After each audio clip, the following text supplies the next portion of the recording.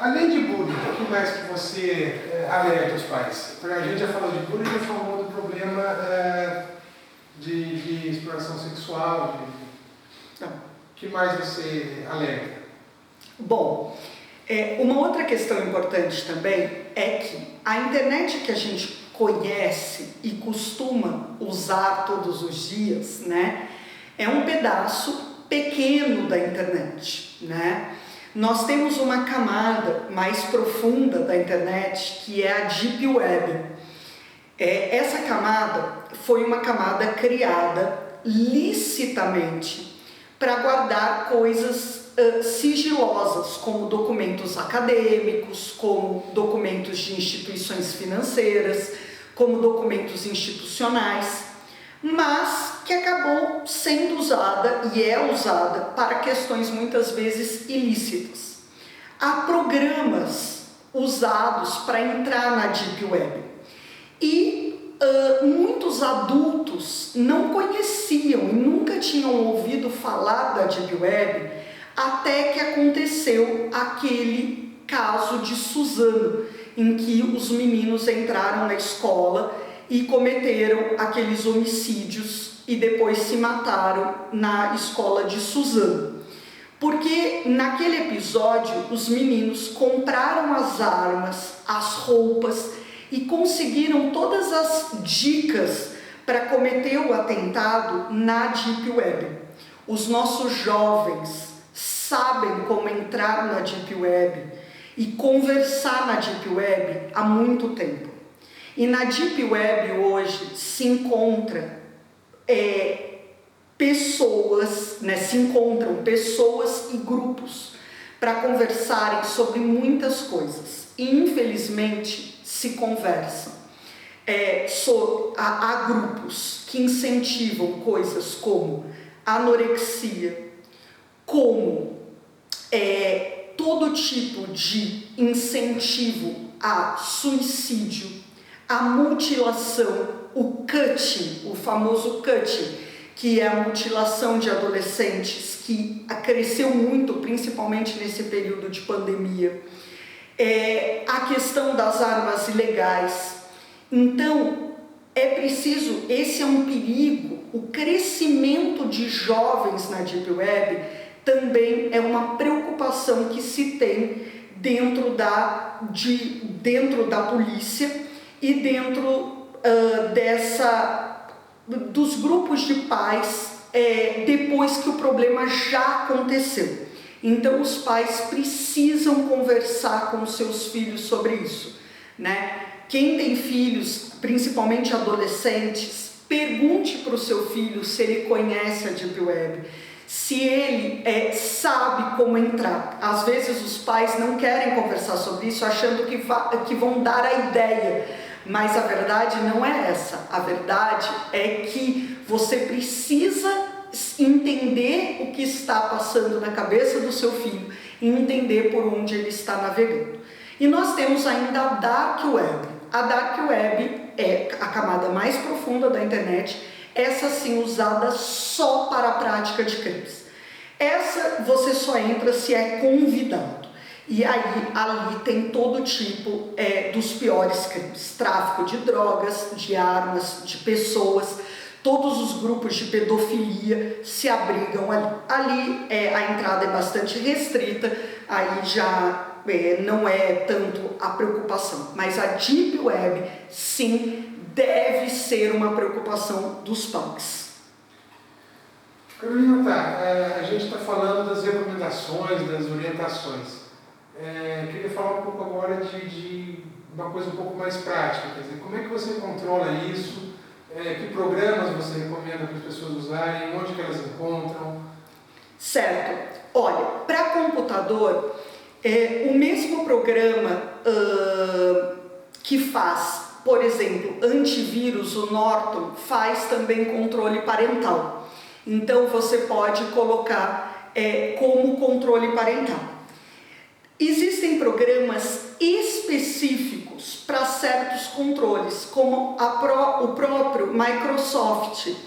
Então, você consegue, dentro do programa, dentro do Windows, você consegue colocar alguns filtros para saber as buscas que o seu filho está fazendo na internet. E isso é mais restrito do que um controle parental, mas é possível. Como, por exemplo, colocar filtros no YouTube, como, por exemplo, colocar filtros no Google. Isso é mais restrito, mas é possível. Como controle para celular, o que eu indico é o Family Link. Para mim, é o controle parental mais completo que tem. Você tem uma parte desse controle parental que é gratuita e tem uma parte depois que é paga. Você pode usar das duas maneiras. Você instala no seu celular e pega o celular da criança, do adolescente e faz um pareamento com o seu. E depois disso, a criança ou adolescente não consegue mais mexer no celular dele, né? Só você consegue mexer. Nesse controle parental, você pode colocar filtros de palavras que você não quer que a criança, que o adolescente acesse. Você pode colocar horários de uso. Você pode até bloquear o acesso remotamente. Então você está aqui trabalhando e você percebe que o seu filho está usando a internet no horário que ele deveria estar em aula. Você consegue bloquear o uso dele remotamente. Então o Family Link hoje para mim é o controle parental mais completo que tem para crianças e adolescentes. E de qualquer forma é importante você fazer as duas coisas, né? Você conversar e você ter esse controle, porque o adolescente está com o telefone dele controlado, mas o colega dele não está. Exatamente. E por isso eu não aconselho nenhum tipo de controle espião. Existem controles espiões em que você coloca no celular para espionar o que a outra pessoa está fazendo. Mas eu nem falo desse tipo de controle espião. Porque você precisa conversar, né? O diálogo é a única forma de salvar essas crianças e os adolescentes. Justamente por isso. Porque o seu filho vai frequentar a casa de amigos que não têm controle. E aí ele vai ter acesso a coisas que ele não tem. E ele tem que reconhecer isso como perigoso. Ele tem que saber que isso não é bom para ele. Você não está como pai, como responsável dentro do bolso dele 24 horas por dia. E ele tem que saber tomar as decisões dele sozinho. Então, o diálogo né, numa questão de porcentagem, é muito mais importante do que o controle, do que a ferramenta em si. O controle é ferramenta, mas conversar com os filhos o tempo todo é muito mais importante. Carolina, eu estou quase encerrando, eu tenho só mais duas perguntas para você. Uma delas é a seguinte: eu sei que você não é psicóloga, mas os adolescentes emitem alguns sinais quando eles estão com algum problema. Não digo de bullying, mas eu digo de comportamento mesmo na internet, fazer alguma coisa errada. Dá para os pais perceberem? Com certeza absoluta. Normalmente eles ficam ainda mais, né, introspectivos, eles ficam mais arredios, não querem conversar, né, porque acham que qualquer tipo de conversa pode chegar ao assunto. Então é muito importante que os pais fiquem atentos a isso e tentem abordar os filhos para conseguir entender o que está acontecendo. E por isso que eu digo que é muito importante que os pais se esforcem para ter dias, e até dias marcados, se for necessário, para tirar essas crianças e esses adolescentes da tela.